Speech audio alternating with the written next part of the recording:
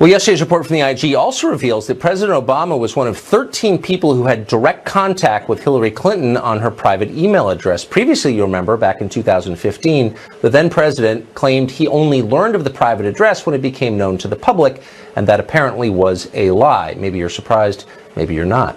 Dan Bongino is a former Secret Service agent and an NYPD officer, and he joins us tonight. It seems to me, Dan, that the portion of this report that is being ignored, that is very interesting, is the part at its core on the Hillary investigation. And we've learned that a lot of things we suspected were true really are true. They were, but Tucker, the most damning revelation, I think you just nailed it, is the Barack Obama receiving emails from Hillary Clinton's personal, not state.gov account, which she didn't have. Now, quick thing on this. The White House Communications Agency, WACA, that's responsible for President Obama, now President Trump's communications, had to whitelist that email address, Tucker. In other words, somebody had to tell WACA, hey, put that personal email address in Barack Obama's phone. Who told them? Are you still going to stick to this story, Barack Obama and team, that you had no idea Hillary had a personal email account? Plausible deniability here is gone and out the window. So what you're saying is, by definition, because of the way it was set up, Obama and the people around him had to have known that this was an email system outside the government chain. Tucker, there is no way around it. You think Barack Obama on his personal BlackBerry was getting, spam emails about a flower sale for Mother's Day? Those emails had to be whitelisted before they even hit the BlackBerry, meaning somebody gave WACA that email address and said, hey, this Hillary Clinton personal one, don't worry, this one's A-OK.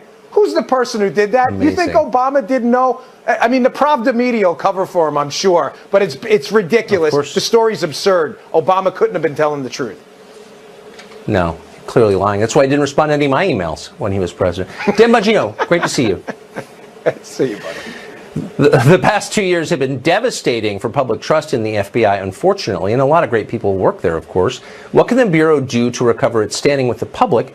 Terry Churchy is a former Deputy Assistant Director of the FBI, and he joins us tonight. Ms. Churchy, thanks a lot for coming on. This is sad for the rest of us who've long admired the FBI, but you got to wonder, if Peter Strzok still works there, what do you have to do to get fired by the FBI?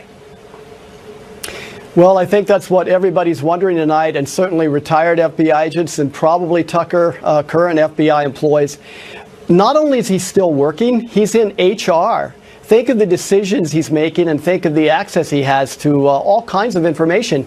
I mean, I think that we really have to be concerned about national security when you have a person who demonstrated as an FBI agent that they were just not to be trusted with the kind of things we trusted him with. And they're still there in HR, one of the most critical places for hiring, recruiting, and plus all the information he already knows from the job he's had for many years. It's really a shame, and it's got a lot of people talking, a lot of retired FBI agents very upset. It's not just me, it's not just the people that come on and talk on shows. Just about everybody is asking, what has happened to the FBI that I worked for? What has happened to the FBI that we knew? Because I think Kimberly was on earlier, and as she laid out for you, all of those things, all of those points she made, that is simply not the way the FBI culture was just a few short years ago. And the leadership of the FBI, James Comey, Andrew McCabe, were ideologically and perhaps even in a monetary way with McCabe, corrupted by their position at the top. And we still haven't answered the questions that I think need to be answered. The IG report doesn't get into what really bothers 50% of the American public, and we need to do that.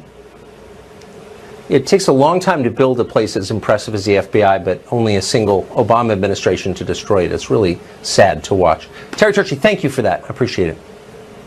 You're very welcome.